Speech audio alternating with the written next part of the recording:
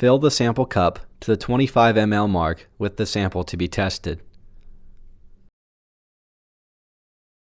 Place the ampule's tapered tip into the bottom of the sample cup.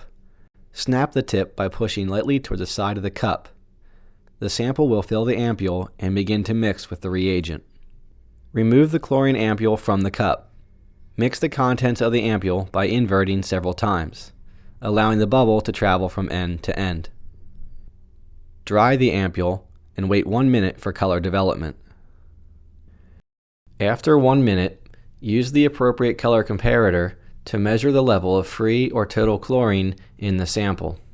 When using the low-range comparator, place the ampule, flat end first, into the center tube of the comparator. Hold the comparator up toward a source of bright white light and view from the bottom.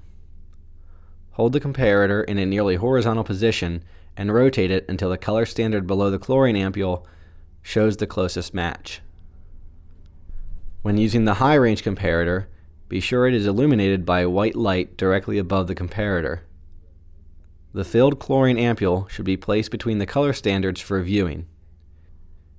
It is important that the chlorine ampule be compared by placing it on both sides of the standard tube before concluding that it is darker, lighter, or equal to the standard.